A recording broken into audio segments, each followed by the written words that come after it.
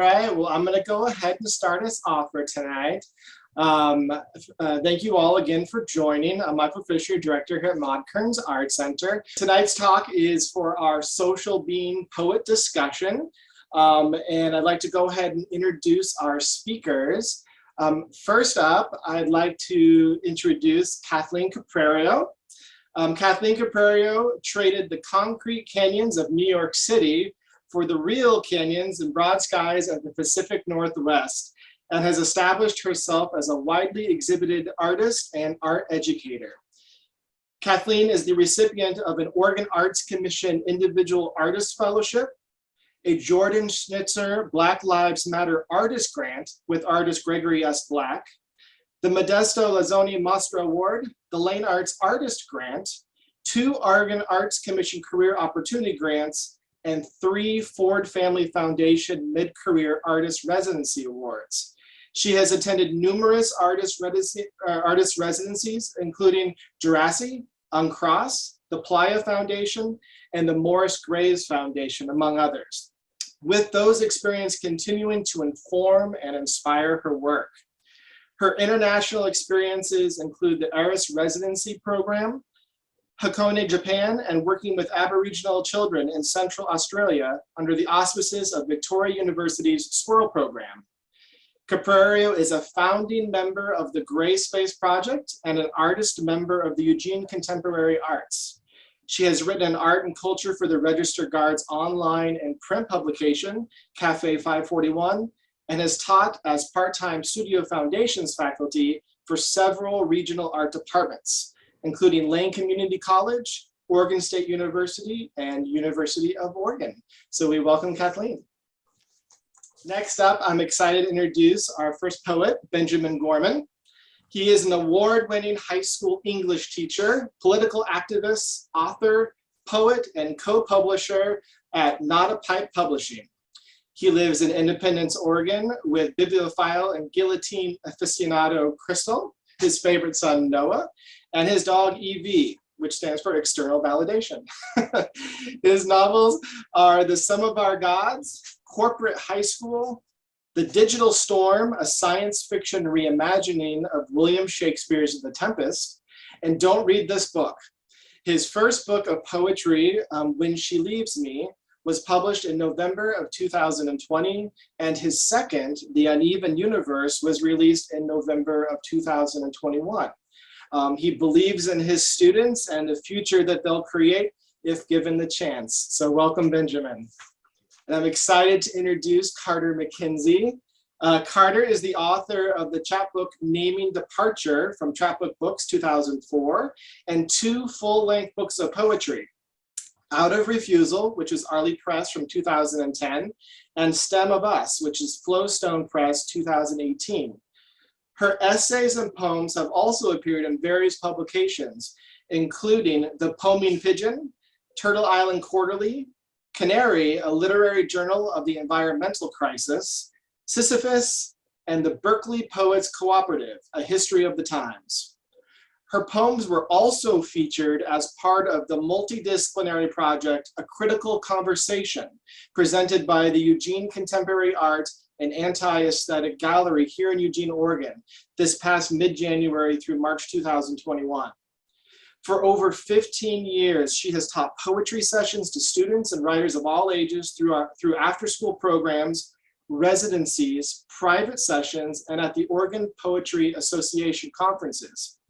Carter is an active member of the Springfield Eugene chapter of the national organization SURGE, Showing Up for Racial Justice, serving on the leadership team for the chapter's first 5 years, and now continuing work as a member of the messaging team committee, which was formed in January of 2021 to better challenge false racist narratives in the media. For Carter, as a white woman, the work of dismantling racist conditioning and the work of creating poetry have become inseparable. A big welcome to Carter and a big welcome to all of our speakers tonight. Calling for his mother is a natural instinct, is the first instinct. When in danger, I have heard of this call when bears were eating a person alive, the bears unknowing, awful in their hunger, no word for it, indifferent, the story bringing me to my knees, fear in the vastness of other beings, a humbling, my life unknown to them, how we are alone, a natural truth I will be subject to, but what I cannot live with, what I say I will not live with, but I do, is the empty gaze of a white man killing a black man beneath the weight of the white man's knee. For nearly 10 minutes, other officers watching, doing nothing. And as a white mother, I either live with that or not. The absence of good, a good man's soul, departing in our midst on video. Regular onlookers pleading to lift the unjust weight, crushing, deliberate, mindless, claim to law. And as a mother, I choose the bear. I wish upon the empty gaze of the white man's system, the full, transformative attention of the bear.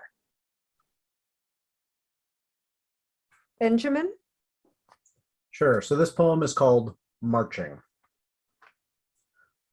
White man running late for the Black Lives Matter march, 401 years too late. Desperately scanning the car for sunscreen. Wouldn't want to hurt for this. Wouldn't want to burn. I pass lines of men and women picking fruit in the fields. How many not offered humanity because papers, please? How many could have children thrown in cages in concentration camps? Well, they burn to feed families. Theirs and mine? Ours? Where is my sunscreen anyway? They march up and down the rows, their backs bent, worthy of more respect, demanding more recognition of their dignity and humanity than my calendar entry afternoon stroll for justice. My event was postponed after all. Something about permits, not processed in time by white bureaucrats. Guess I missed the memo. 401 years too late. I walked through the city with my sign, nodded at other white people, all pleasant, no objections. No one burned. We all smiled behind masks, knowing the fruit would be cheap. Thank you so much. Thank you both. I also wanted to mention that there's a third poet whose work I also worked with, and that is Bobby Calhoun. Bobby could not be here this evening, but her beautiful poem, Transcendence, is on view in the gallery alongside of Ben's and Carter's, and I did draw inspiration and was informed by it as well. I just wanted to say a few words about working with poets. It is a humbling experience. Their words are so specific. They're so precise and layered in that precision. Each word is essential. Unlike artists, and I reference myself, who, if you're a painterly person, you can kind of get away with a little this and that, right? Not so with poetry. Every single word is precise. Every phrasing, deliberate. So, I've known Carter for several years, and I've met Ben and Bobby through Willamette Writers Organization, and got to know their work and was just deeply impressed by all three poets. And so I got this thought into my head as I was developing work for the show. I'm reflecting more on myself, my own privilege, my own location within this space that's looking at the intersections of art, race, privilege, place. And I saw a similarity or a sympathy between the patterning of words and the patterns that I was creating and layering myself. And wouldn't it be wonderful to work with these three remarkable poets? And so I asked, and they said yes, which really gratified me and then scared me, because then I had to make the work and have it try to be of a level both conceptually and technically, physically, up to the level of their finely crafted and deeply informed words. So my work works with pattern. So I started seeing images and patterns in their works, and I gleaned those and then created a set of two painted white on white painted cloths, basically white sheets. To not put too fine a point on it. I don't want to put too fine a point on it, but that is one of the layered references there. And then I thought about how I would construct this, and it almost looks like an altar. That's how it turned out. And the draped cloths are very gestural and have a physicality to them, as if they're in motion, in action. And then the patterns are subtly presented. And I think Ben had said at one point, you described it as almost banal. And I love that, because it is, racism for many white people. They don't even realize it. It's the implicit bias is so ingrained that you don't even know you're participating in it. You don't even know that you're receiving privilege. And so that kind of banal presentation, and hopefully, there's, a beauty to it, a prettiness, an aesthetic to it that will draw folks in, so then they can pick out the different patterns that then reference and are juxtaposed with each other on those cloths to tell a greater story. I also have stencils of white snowflakes, because there's that whole snowflake thing that is thrown around, and it might be a tad gratuitous, but I really felt it was important to have those.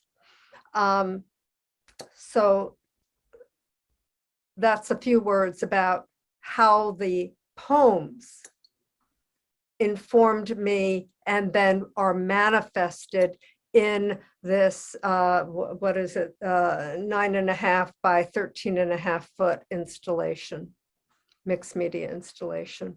So I'm interested to hear what Ben and Carter feel about this collaboration and how the work has been realized.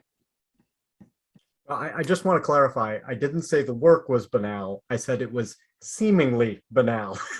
Yeah, I totally understood you. And if I misrepresented you, I do. No, that's fine. apologize. I think one of the But things no, that's no. brilliant about the work, and those of you who have not seen it yet, it is incredibly powerful. But one of the ways that it works so well is that it is so layered. And if you see it from a distance, and I think we actually have some images, you can see, when you see it from a great distance, you're seeing something very different than when you get up close, which is a very powerful statement in and of itself about the way whiteness works. We have been taught that whiteness is the default. That has been our life experience. And so we don't think much about whiteness in the same way that if you're standing back, you could look at this and not see much. And that is not what is there. There's a lot going on. And I hadn't thought of the altar image. For me, when I looked at it, I saw curtains and windows. And I don't know if that is something that you thought about, but we've got these 3 panels and then we've got these curtains, but what the windows are looking at is more whiteness. So we have all these kind of layers of whiteness here. And when you get closer to the sheets themselves, there are these images, but again, they're white on white. They demand that you look closely. Which is one of the things that I love about this piece. It calls you in to say, look more closely at whiteness, consider whiteness, consider the costs of whiteness. And there's a little bit of color, but it's just these red drops, which is powerful in and of itself. And some of the choices of images just jump out at you. A raven, but white. And then we've got these snowflakes. We've got the bear, which absolutely screams to me about Carter's poem, but a black bear, but now it's white, right? So everything has been changed into that layered whiteness to force us to think about the layers of whiteness we experience and that we live in. So that is, this work was very powerful for me, but I highly recommend you all go and see it up close. And I taught my son when he was young, when we would go to art museums, to step closer to a work and then step further and then step closer and experience depth as he's looking at work. And so it's really great to go with him now. Now he's a young man, nearly an adult, 17, and we go to art museums, and it's almost like we're doing this dance as we walk closer and further from a piece of work. And this work really benefits from that kind of viewing. So I encourage all of you, go see it and get close and get far and get close, because there's a lot going on. I really appreciate your articulation, Ben, of the experience of what Kathleen has created to manifest the experience of whiteness, centered whiteness as the norm, as the default, and then waking up through understanding what is being manipulated and what is being glazed over. And the thing about the now is it's often thought to be harmless, like and so not alarming, not Ku Klux Klan, not egregious things.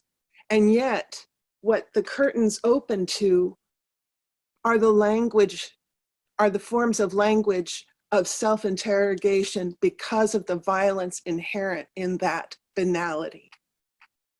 And I find what Kathleen has articulated through the physicality and through the concept of her art in response to anti-racism and the realities of privilege it's moving on lots of different levels. I saw windows, and Kathleen's work is so much about the surface grace also. There's a prettiness that if you look closely becomes very disturbing, because you see the violence under that.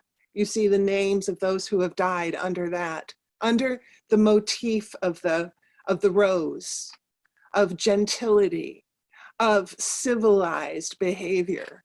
And yet there is this wrenching violence that is the truth.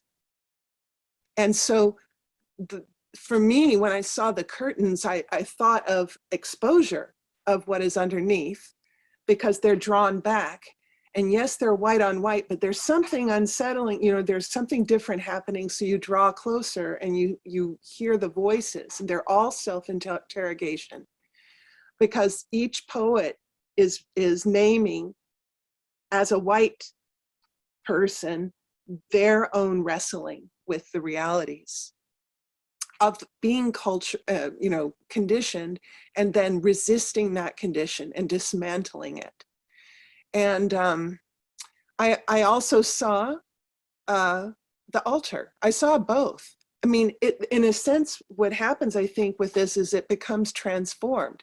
As you understand it, it's a place of grieving. It's a place of lament. So that the white shroud is what I see also. And I also feel, because of the poems, the voices as a chorus, not an isolated thing, but as you look, as you pay attention, as you listen with your full attention, you experience that grief more and more acutely. And so that is an emotional response that I had to Kathleen's work. Thank you so much, both of you. Thank you so much. It's an altar. It's window drapes revealed. It's a shroud. It's the forms and the materials have the ability to be very malleable and to adapt to the different metaphors that, hopefully through my juxtaposition of these elements, is suggested, and that people can read them simultaneously almost, or one after the other, or to think back on it, and then to think, well, how does that metaphor then relate to my thoughts about the subject? What do they elicit memories for me as the viewer? Do they suggest things to contemplate or to have a conversation about? That's what I hope the work will do, and that your absolutely brilliant words will contribute. I know that they will contribute toward. Thank you. Thank you both.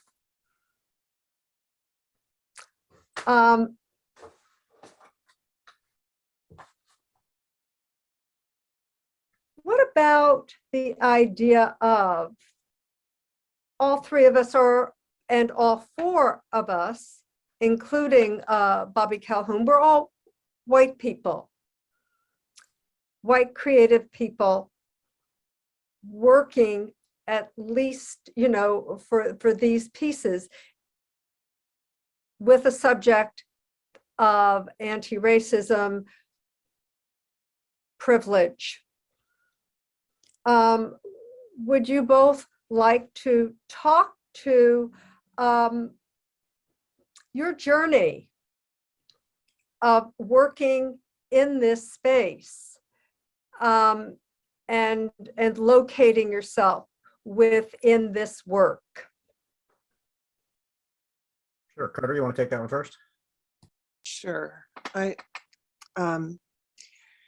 Well, I will say, first of all, I've been working as a poet for a long time, and ever since I was a child, I have been aware of the tensions of racism in one way or another, though I have not known how to name a lot of things that happen through racism until I actually became aware for the first time of the reality of systemic racism as an adult. And it wasn't until I was aware of that that I started to understand my own conditioning. I could not understand my own conditioning without understanding this is not about individual personalities or regions or whether you're a good person or a bad person. It's not a binary thing. It's a systemic thing that's insidious and defaults unless you are awake and determined to be awake. So my change, though, in a very specific waking up way, happened with the Charleston Massacre in 2015. And I happened to be in Charleston days after that occurred. And realizing what inspired the person who committed those murders, coming from individuals who were in government, coming from all the symbols of the Confederacy and the white-centeredness and the anti-Blackness, that told me something about how I had been responding to previous tragedies. I had been upset about them, but then I'd gone right back to my own life, not considering that how I lived is in relation to the system that harms so devastatingly people of color. I had not seen that connection. And so what's different about the Charleston Massacre, it was so deeply shocking, and I made a commitment. I knew I could never go back to how I had responded before. I had to do the work to wake up.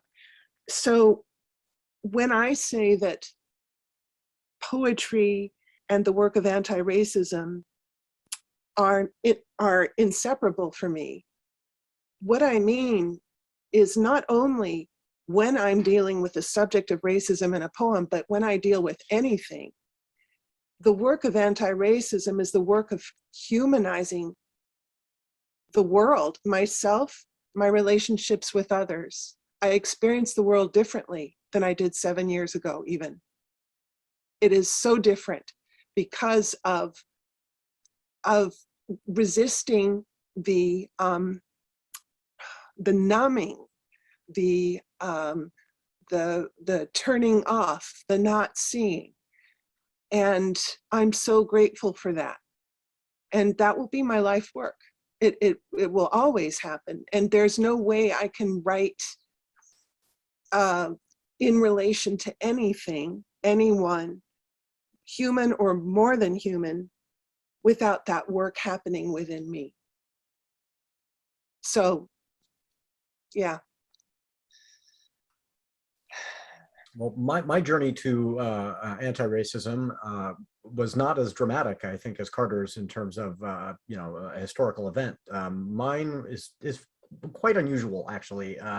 So my folks are very liberal people. They sent my siblings and myself to inner city schools via magnet programs in San Diego and then Cincinnati. And so we grew up, as living in the burbs, white folks living in the suburbs, and then, white students in schools where we were very much the ethnic minority. And this created a kind of false sense of understanding. Like I felt like, okay, I have had this experience as a kid. I know a lot of things that my white peers might not know in the burbs because of my friend group and the experience I've had. Therefore, I get it. And I really didn't. And some of that was just immaturity. Some of that was the way we teach American history in our schools, even in schools where all of the students are students of color. I mean, my history classes in Cincinnati, I was the only white student, and we still did slavery for a single day. And we covered it because the person standing in the front of the room was a white man who was deeply uncomfortable talking about racism in a class of Black students. And so we zipped through it and went, oh, that was a dark period in our history, moving on. And so I, went through a public school system that was not ready to grapple in any real way with our racial history. Then went off to a small, predominantly white university that was not prepared to deal with this in any kind of real way. You know, their tack was, you know, get the students of color together for the photos so that we are advertising ourselves as a very multiracial place. And then you show up to the university and it's remarkably white. And that was really jarring for me. It was the first time I'd been to a school that was, you know, all white. And so I then really got into learning about racial equity work in a kind of a roundabout way. I was involved in activism as a feminist and was doing a lot of reading and learning about kind of the waves of feminism and the history of feminism and the current manifestations and struggles. My parents not only were, you know, these liberal folks who were sending us off to you know, inner city schools, but you know, I was raised by two feminists and very grateful for that. But one of the ways that played itself out in my household is I was raised by two second wave feminists, and there were some blind spots there. And those of you who know the history of feminism, second wave feminism was white women's feminism in many ways. And you know, my folks, to their credit, they are, you know, they're growing and evolving too, and it's been really fun to get to talk with them and see the growing that they are doing as they learn about third wave and possibly we're in fourth wave. That's an interesting debate in and of itself. But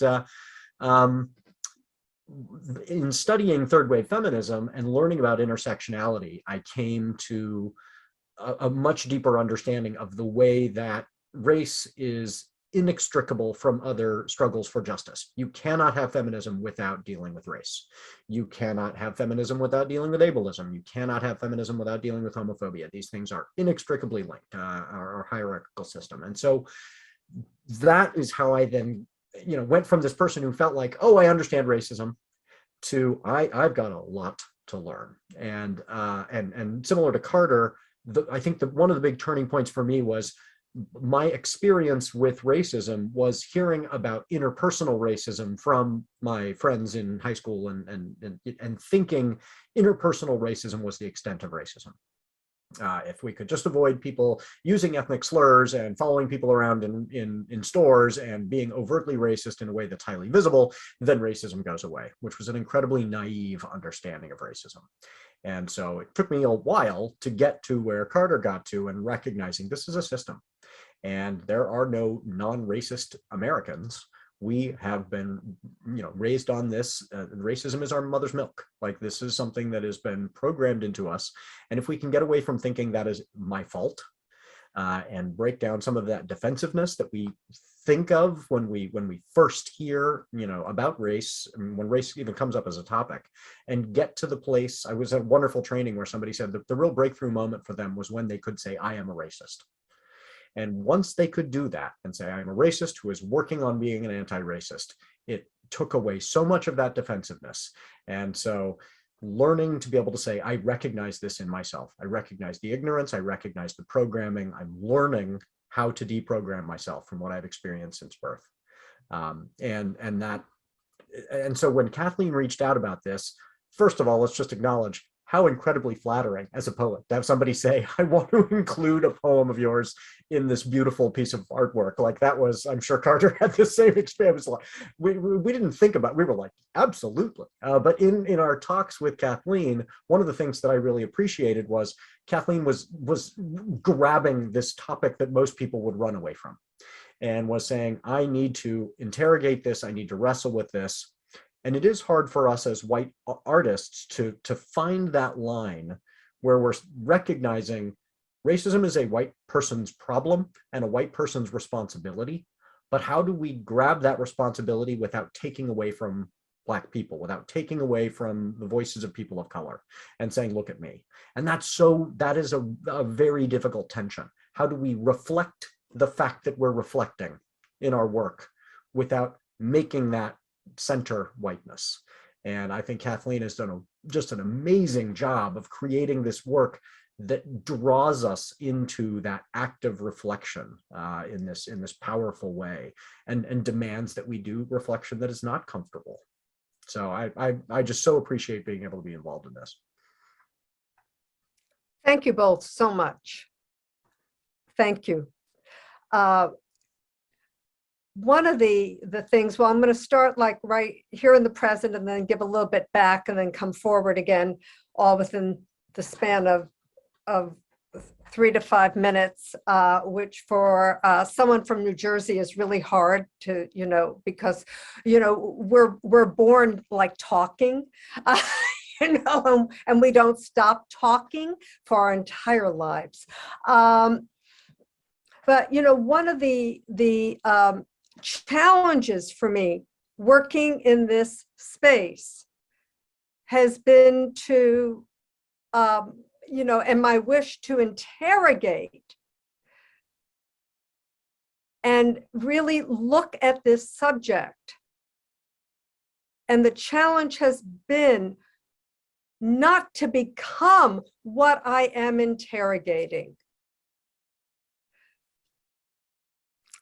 And it's really easy to do that because, as both Benjamin and Carter have said, it's the default. And, and I'm old, and it's been like decades and decades of this sort of programming and expectation that I am totally unconscious of at this point. And so, to be able to look at the patterns of privilege, the patterns of how I communicate, the patterns of how I can be an ally without perpetuating that which I am indeed interrogating. And now to back it up a little bit, I was like Benjamin.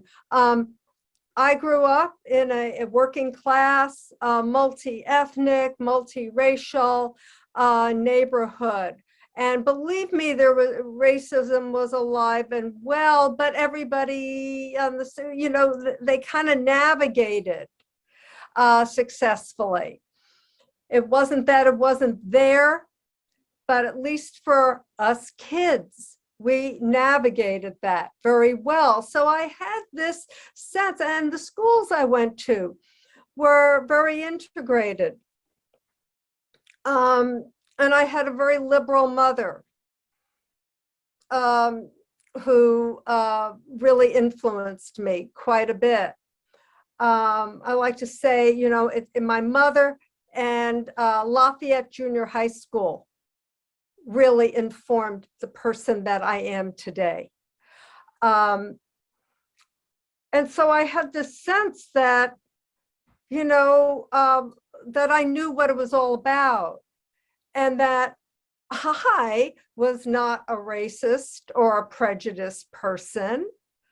Actually, my mother and I went on marches when I was in my very early teens, or 12 years old or something. I was taken into New York and we marched and we did this and that. And so I, it was like white hubris. I thought I knew it. And I knew that I wasn't that.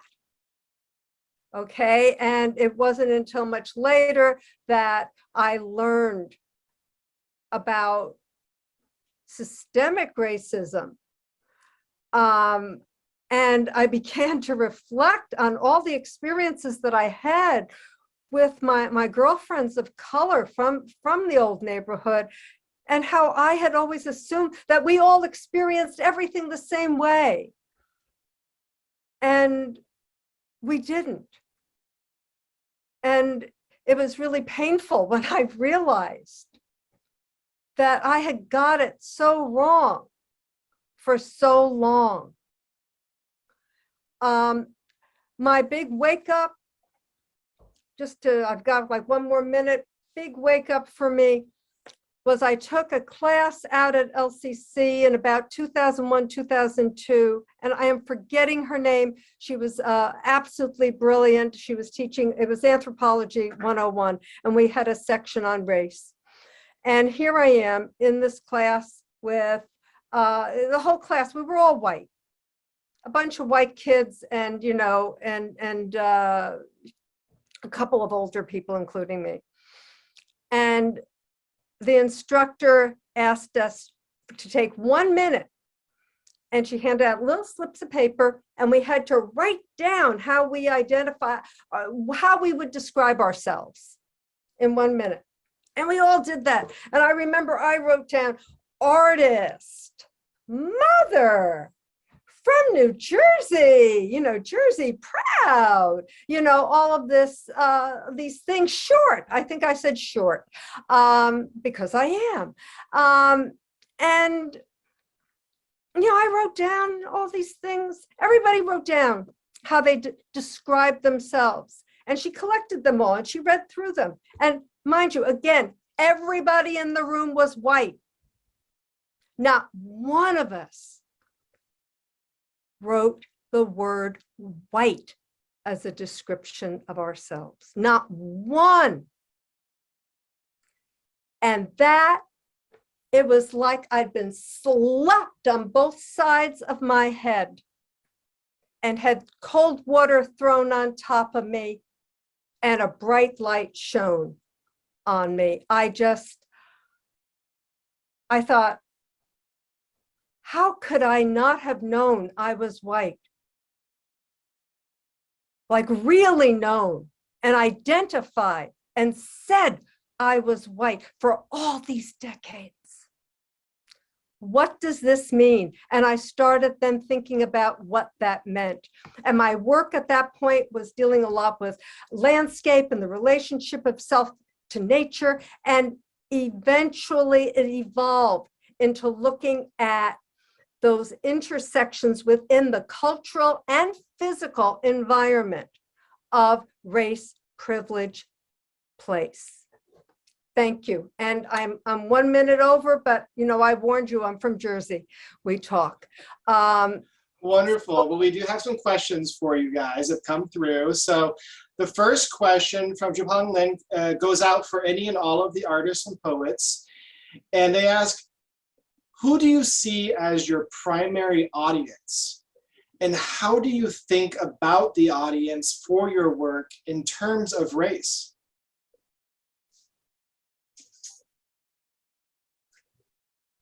If I could just go really fast, I do think about that. There are pieces that I have come up with in my head that would absolutely exclude certain groups of people, and I won't do that. There are also pieces I have seen in my head that I will not do because I am not a person of color and I don't have the rights to appropriate the space that work would have to be created in. Hopefully I am making work that all can enter into and locate themselves in relationship to. A white person certainly will locate themselves differently than a person of color, but I do not want, nor do I believe, and if I have, please let me know. This work is all about learning. It is imperfect. I am imperfect. The work is imperfect. It is all about learning. But I believe that it has access for all. Kathleen, what you say about, yes, thinking about the subject and is connected to thinking about the audience. And like you, I have, in this work of writing, responding through poetry to the world as I'm recognizing racism in it, as I'm recognizing racism within myself, I feel that the basis for me is to begin with self-interrogation. And I hope that it could be accessible to anyone. It would be different, as you said, for a person of color than it would be for a white person. But that struggle is a struggle for humanity, and that would be accessible. However, I also recognize there are kinds of subjects that I haven't earned the right to access or claim. And so what I am aware of in my imperfect journey, and it's not about perfectionism. Perfectionism's impossible with this. We are struggling with partial awareness always. I mean, awareness that is not complete, right? And we know, and the fact that we know that it's not complete is the motivation to keep working and to keep seeking and to keep challenging. And it's fundamentally the work of love, I believe, as a human being, for community, love and respect. So that's, in relation to audience, I think of my responsibility as a poet and how I name, and that it's about my struggle. It's about my taking off my blinders. That, and it's full of questions. It's not prescription. So I hope that partially answers the wonderful question that was asked of us from my part. But yeah, that's my response. Well, and I'm going to follow up. I will get back to the question, but you've just raised something that I think deserves more unpacking, because I think that's beautifully said. And I was really struck by your mention of the way this work works, the fact that we will never know enough, and the fact that we will never finish. And this is something that I talk to my students and my colleagues about as we enter into, equity work, is part of white privilege is the expectation that we can begin a project and complete it. We have been told all our lives, if we put our minds to something, we can get it done. And a lot of people, especially cishet white men, right? If we want to do it, it's finished. And when we enter into struggles for justice, we are saying to ourselves, I'm going to start in on a project that will never be complete. And that's challenging, especially for cishet white men, to say, I will do this and I will keep at it and I will not be done.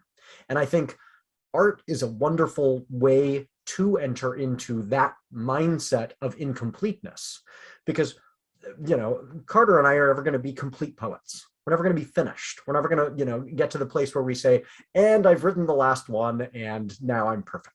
Like, this is a process. And so creative processes prepare us for justice work in that way, to know that we're unfinished. And so I think that's one of the real benefits of getting involved in creative work. If you are a cis person, a heterosexual person, a man, if you're white and you're saying, it's hard for me to enter into something that will not get done. Well, this is good training. This is a Zen exercise in it never being finished. When it comes to audience, sorry to get back to the question. When it comes to audience, I'm very, very blessed in that regard, in that I have a co-publisher who is also the editor at our publishing company, who's a Black queer woman. And so I know, as I write, the person who's going to read this is going to be Vivica. And that, Vivica, one of the wonderful things about having a relationship with somebody like Vivica in that way is I'm not thinking about Black people as the homogeneous group, right? Because that is, one of the things that whiteness teaches us, is that all these other racial designations are all the same, but white people get to be all different. And so recognizing that there are things that Vivica will like and dislike in my work that, her mother would, in fact, there are things in my work that Vivica will like that her mother would not like, right? They're generational things. And so, having a very, very specific audience member in mind is really helpful. And I have I think, like many readers, I've got many writers, I've got my first reader, I've got my girlfriend who's going to read it first, and the next person who's going to read it's going to be Vivica.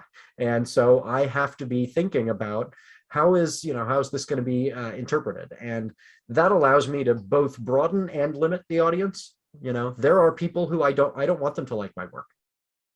It is fine with me if certain people are saying, this is too disturbing, this is too challenging, this is pushing me. Good. That's fine with me. But if Vivica is feeling pushed out, that's not acceptable to me. And so how do I find that in the work without denying this is very much coming from a cishet white male perspective, and I never try and run away from that. And so especially in my poetry, the poetry is so deeply personal. I don't like to write characters who are cishet white men. I find us intensely boring. And so most of my protagonists are, you know, they have identities that are more complex than mine. Because mine is the default, it's also the kind of white bread identity that I find boring in novels. I don't want to read books about cishet white men, so why would I want to write them? But you know, that requires a great deal of care because the book is coming from a cishet white male. And so I have to make sure any identity that I've got represented, I have sensitivity readers, I'm getting it right. That's important, you know, and I've been lucky to be able to find those folks who will do that reading and say, yeah, you're getting it right, or, ooh, you're getting it wrong. And forming those relationships is really vital. All right, so there's time for one more question. And the next one comes from Gail Jetty.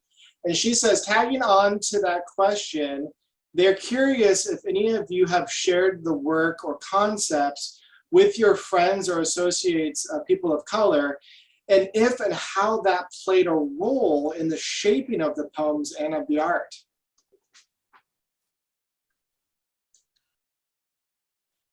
I have reached out to my BIPOC friends, both here in the area and also friends back east.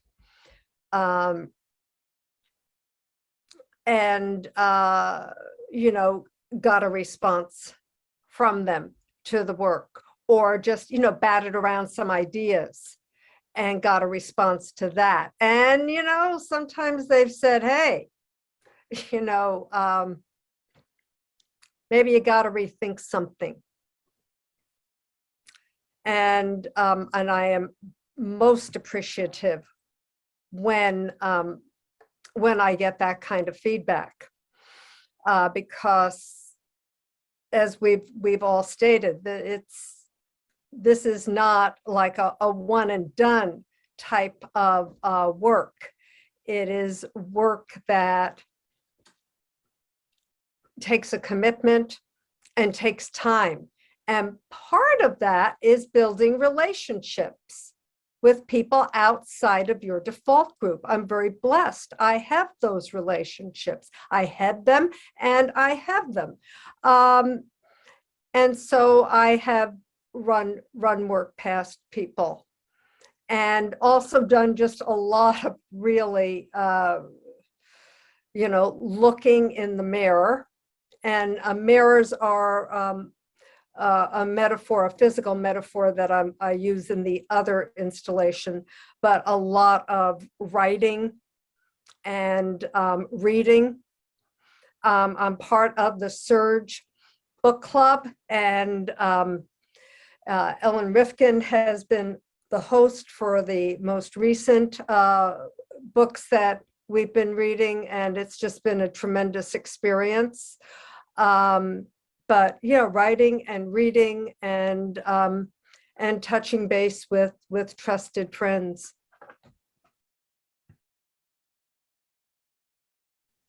Yes, I also for my book Stem of Us, I made sure I gave copies to people I know and respect, and who are leaders in the community, people of color, as well as to other people who are in my default group. And the latter group that wasn't, you know, there were different kinds of responses, but I very much want to know how I want to be attentive. And so that's it's important to me to share the work, and also to listen to perspectives and experience. And that's incredibly important in terms of community building. I have learned so much from Aisha Elliott and her podcast, Black Girl from Eugene, which I listen to on a regular basis. And I appreciate the kind of conversation that she has, or meditation that I'm able to listen to, just to listen. And, you know, responding to her later through communications. But that's just one way that I try to check in. And that's continual. And it's something I seek to pay attention to because of how each day I want to live, including writing, including creating poetry. So yeah, those are the ways, some of the ways that I'm connecting. I mentioned Vivica, but I want to kind of follow up on Kathleen and Carter, a point that you made that I think is so important, and that is we need to be very careful that we're not going to BIPOC friends and burdening them with the responsibility that they have not asked for. A sensitivity reader is a job. That person deserves to be paid, right? That's incredibly taxing emotional work. And so if we are, you know, casting about saying, hey, you know, you could be my, you know, my Black friend, you could be my Asian friend, I need somebody who's Asian to read this book. That's wildly inappropriate, right? Instead, I think, you know, looking more deeply and saying, you know, how can I find a book by someone who has, you know, put their heart and soul into providing me this gift of this information? And, you know, how can I read, you know, a Cambodian scholar who's going to provide me with information about, you know, this particular the Cambodian American experience that is distinct from the Japanese American experience, that is distinct from the Taiwanese American experience, that is distinct from the first generation and the second generation. Like, how can I learn about those layers of complexity without going to an individual and saying, you represent an entire group and I need you to read my work? So doing that research, listen to those podcasts, find those excellent books, but the responsibility is ours. Like, if you know, as white people, we have a lot of learning to do, and again, we'll never finish, it's too much, but we've got to be willing to put in that work rather than putting the work on others. Yeah, absolutely, Ben. And I also want to say, Layla Saad's book, Me and White Supremacy, is a very transformational book. And I've been part of two 6-week-long workshops as a participant, and also co-facilitated 2 6-week-long workshops. And I keep going back to her book. It is challenging. You don't, as it has been said, you don't read this book, you do it. So please look it up. That has been an incredible source of transformational work for me. And I'm grateful to Layla Saad. All right, well, we are a little bit after 7 o'clock. Time flies, absolutely. But I just quickly wanted to just thank tonight, our speakers tonight, Kathleen and Carter and Benjamin. The Art Center is so thrilled and honored to have your work on display in the gallery, and that these conversations are able to happen through this venue and stuff. So thank you all so very much. Quickly, I just wanted to remind everybody that Social Bean, the exhibit featuring tonight's artists and poets, and then also artists Sandra Honda, Mei-Ling Lee, Charlie Swing, and Carrie Weeks, will be on display through February 11th. The gallery is open Monday through Friday, 10 to 5:30, Saturday from 12 to 4. The gallery is always free and open to the public, so I will make sure everybody has a chance to come down and see it, or you can see it online as well. And then I hope everyone can join us for the Artist Hop, where all 5 of the artists on display will be here. And that's going to be on Thursday, February 3rd from 6 to 7, and it will also be on Zoom. And you can always, reach out to us if you need this Zoom link as well. I think Kathleen has something she wants to say. Yes, yes. I just wanted to make mention that there was one more really insightful question. Jupong Lin just wanted to say that they are a Taiwanese-born immigrant. Racism is so often viewed in terms of black and white, and with Asians perceived as more proximal, to whiteness. We're not, they say in parentheses, then obvious in recent anti-Asian violence. I do really appreciate your work in this discussion, but just need to make that intervention. The question would be about cultural context, just as they push back against lumping all Asians in one category. They also try to avoid lumping all white people into a category. And that is really interesting for me to hear. Could we all speak to our own cultural heritage and the nuances of our particular cultural and in relationship to whiteness? Just really fast, I'm a real what they used to call a mutt, half Italian American, first generation immigrant, and the other half is DAR, daughter of the American Revolution, landed here in 1635. German, English, supposedly there's a little royalty in there, but I'm not going to go to the bank with that. So I grew up in this white but very kind of mixed and almost divided, lots of tension between the ethnicities of whiteness and the class. My mother married down. She married down to the working class Italian and lived with that family. That's where I was raised, but she came from a different class. So yeah, that's kind of my heritage. And I don't know if, and thank you, Michael, for letting me bring this up. I thought of, it is important. I don't know if Ben and Carter, if you Sure, want to absolutely. speak to that. I love Sure, this that's question. fine. Go ahead. I mean, yeah, take your If, time. if folks feel they need to leave, please don't let us keep you. But I do think it was a wonderful question. So I think one of the things that's interesting to think about for this question is the way that often our identities are created through harm.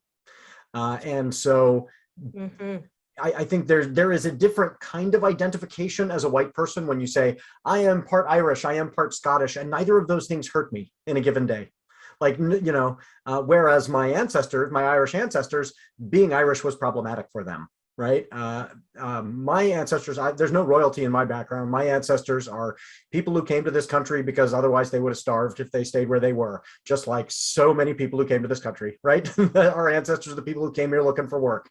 And so, Irish, Scottish, Portuguese fishermen, Jewish ancestry.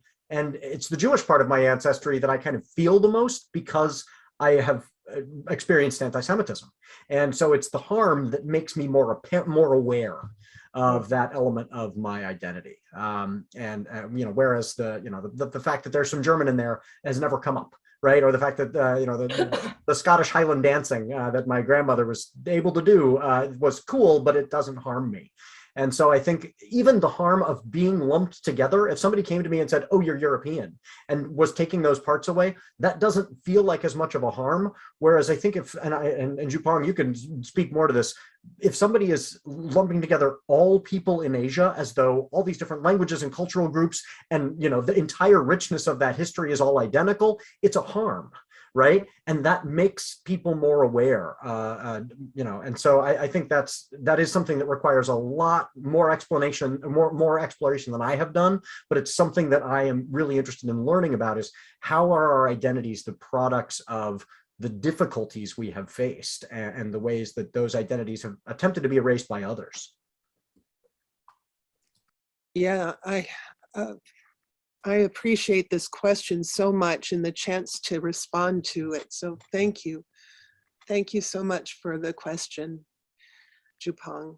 And for what Ben and Kathleen have said, So my ancestry is, my family is the history that I know is that family came to Virginia in the 17th century to Jamestown, and they were owning class. And I feel a lot of shame around that.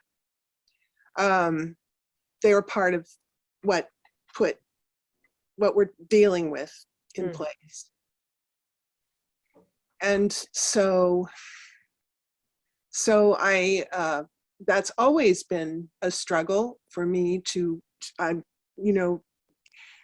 think about. But I think, one of the things that I love is Gaelic, Scottish Gaelic. I study it and I sing the songs, the old songs. I'll teach you some, Ben. But Gaelic is not a language that was celebrated. It was a language that the English regarded as uncivilized, the language of those who were poor. And it's a rich language of poetry. And it's just interesting to me that my instinct was to, before I really had thought about what was being erased, and I think Ta-Nehisi Coates writes about this in Between the World and Me. He said in that book, race is the child of racism, not its father. And I think, when people first started coming to this country, they weren't white or black. They were Italian, they were Irish. They did go through periods of different kinds of oppression, but they weren't a race the same way that was constructed, in such a toxic form for this history of this country. But anyway, I think that it's interesting to me that I go to that which was erased in my history because it wasn't valued. And I am determined to learn as many songs as I can in Gaelic. So that erasure is an aspect. I haven't thought about it a lot, but I am becoming more aware of it. So that's Well, thank you both. Just one quick aside. My father was a Southern Italian looking man, and up into the 1950s, he was in many circles considered not as a colored. He was not considered white, fully white. When I first moved out here in the late 1970s, I had people come up to me in downtown Eugene on more than one occasion and ask me what kind of colored I was. And those were their words. What kind of colored are you? Again, they did not mistake me for being African American, but they did not consider me to be fully white. And their privilege was, to walk up to a complete stranger and ask them that and feel that you had the right to do so. But again, these are my experience, and my father's experience was minimal compared to the violence that BIPOC people face. And as I have told people that I know who have argued with me on this point, I just ask them, well, were any of your ancestors owned? Who owned your people? Oh, no one? Oh, that makes, yes, everybody has hardships. Everybody's family has trauma. There's class, gender, it goes on and on, different ethnicities, but no one owned my father's people. And fortunately, in my mother's family history, they were not owning people. even though they were here like forever in this, in America, but they were way up north and they never owned anyone. But yeah. But if I can, I do want to kind of address this idea of shame for ancestors owning people.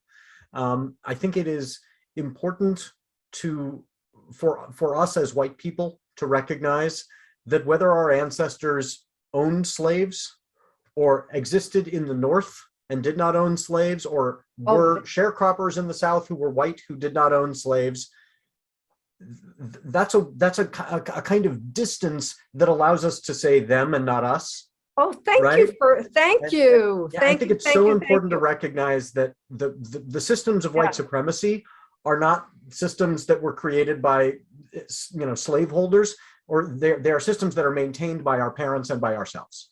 Like, this is very close. This is very immediate. When we talk about redlining, this was happening in my lifetime. Anti-miscegenation laws, 60s, 70s. The segregation of our schools is higher now than it was in the segregated South. This is happening right now. And so when we think about, the shames of our past, we cannot let that hide us from the shames of our present. If we think segregated South was bad, it's happening right now, and we need to own that. And absolutely, Ben. And also, the Northerners were just as racist as Southerners. It made them no better. And all of the, the product that was gleaned and raised in the South was brought up to those mills in the North. And it was a pattern and a system that operated. And everyone, they all benefited from the suffering of others. I just wanted to make one quick comment. Racism, injustice is systemic in this country. It is a system, it is a structure. But art has the power to build bridges, and those bridges are also structures.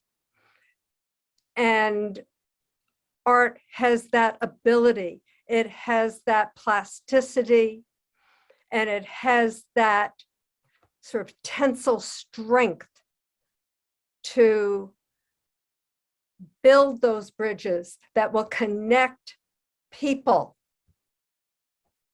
and allow us to keep becoming human. Thank you. Kathleen, I have a beautiful quote from Muriel Rukeyser, the poet, that speaks to what you just said. And I wrote it down in case I could share it tonight, about art and its possibilities. The movement of life to live more fully in the present. This movement includes the work of bringing this history to light and understanding the unconscious of the race and its traces in art and in social structure and inventions. These are our inheritance. In facing history, we look at each other. And in facing our entire personal life, we look at each other. I want to break open. That's what you inspired me to think about. Thank you. And it's beautiful. Thank you both so much for, allowing me to work with your work. And I'm very appreciative. And thank you to Maud Kearns Art Center. And thank you, Michael Fisher, the Art Center's director, for hosting this Zoom almost hour and a half at this point, and for your generosity of your time and everything. Thank you so much. Absolutely, absolutely. Thank you all very much. And thank you everybody for coming tonight. And we hope to see you at the Artist Talk February 3rd. All right. Yeah, thank you, Good everybody. night. Thank you Thank all you very, all. very All much. so much. Bye-bye.